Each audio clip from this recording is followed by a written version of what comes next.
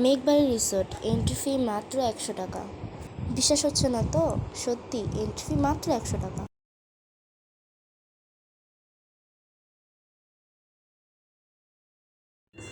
আসসালামু আলাইকুম, আপনারা সবাই কেমন আছেন? আমিও খুব ভালো আছি। তো আজকে আমরা মেঘবাড়ি রিসোর্টে বেড়াতে আসছি, হঠাৎ করেই আসা। তো পরিবেশটা অনেক সুন্দর, সকাল সকাল। আপনারা যারা যারা আমার মতো ঘুরতে আসবেন এখানে, তো তাদের জন্য এন্ট্রি ফি ১০০ টাকা করে নেবে জনপ্রতি।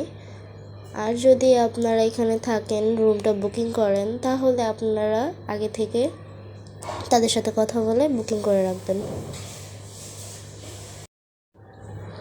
আপনারা চাইলে এখানে আবাসিক হোটেল আছে, সেখানেও থাকতে পারেন। আর যদি চান যে না রুম বুক করে থাকবো, তো এখানে রুম আছে, আপনারা বুক করে থাকতে পারেন। কিন্তু এটার জন্য আপনাকে আগের দিন বা যেদিন যাবেন তার আগের দিন জানাতে হবে, তাদের সাথে কথা বলে রুমটা বুক করতে হবে। আর আমার মতো ঘুরতে আসতে চাইলে আসতে পারেন। তো এখানে একটা ঝর্ণা আছে, ঝর্ণাটা অনেক সুন্দর ছিল। আর আমাদের হঠাৎ করে আসা হয়েছে, এর জন্যই আর কি তেমন একটা প্রস্তুতি ছিল না। আর মেঘবাড়ি রিসোর্টটা ঢাকার কাছেই, তো আপনারা চলে আসতে পারেন।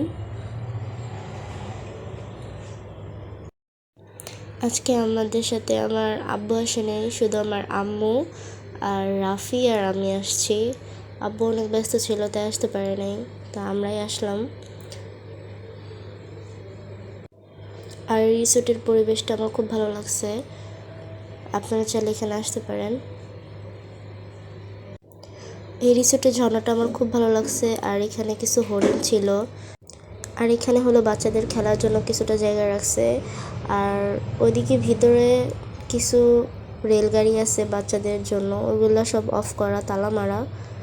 আর এখানে কিছুটা বসার স্পেস রাখছে, জায়গাটা আসলেও সুন্দর। আর এখানে পার্কিং করারও জায়গা আছে, আপনারা যারা গাড়ি নিয়ে আসতে চাইলে আসতে পারেন।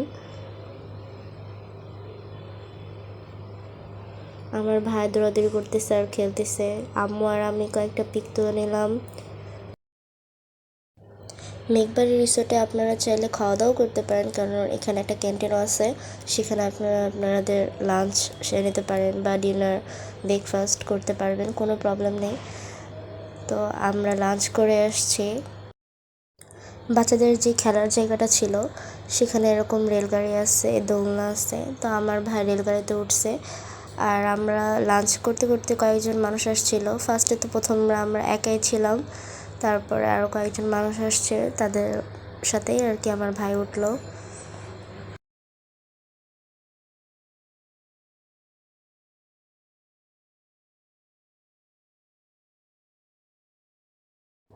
এখানে একটা বড় খেলার মাঠ আছে, তো মাঠটা অনেকটা বড়।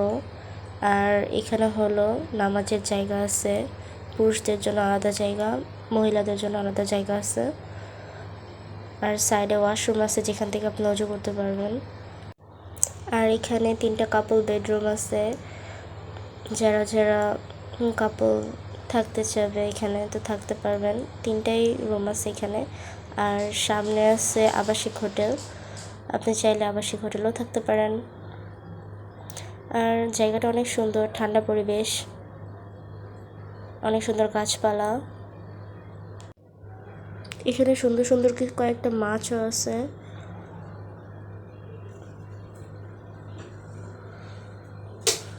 আর এটাই হলো সেই আবাসিক হোটেলটা।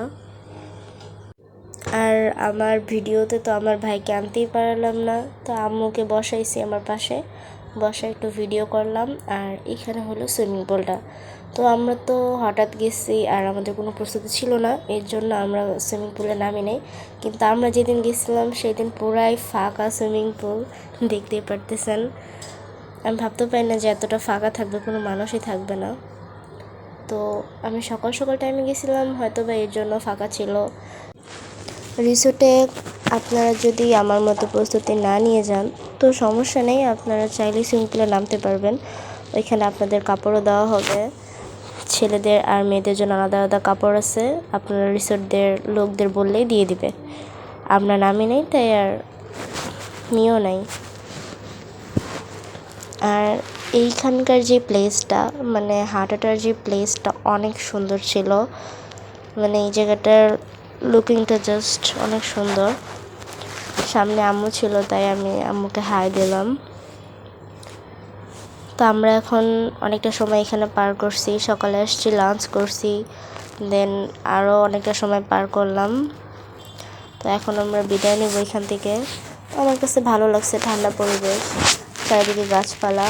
আর এখনকার আমাদের যে ঢাকার যে পরিবেশ, তো এখন চারিদিকে শুধু যানবাহনের শব্দ আর হচ্ছে বিশৃঙ্খল পরিবেশ। তো আমার কাছে মনে হয়েছে যে এটা অনেক ঠান্ডা একটা পরিবেশ, আপনারা চাইলে এখানে আসতে পারেন। আমার খুব ভালো লাগছে। তো আপনারা আমার মতো আসবেন, এখানে ঘুরবেন, কারণ জায়গাটা সুন্দর আছে, অনেকটাই সুন্দর। তো আজকের মতো এখানেই, আপনারা সবাই ভালো থাকবেন। আমিও আপনাদের কাছ থেকে আজকে বিদায় নেব। আল্লাহ হাফেজ। আপনারা খুব কম বাজেটেই ঘুরতে পারবেন, রিজনেবল একটা প্রাইজের মধ্যে।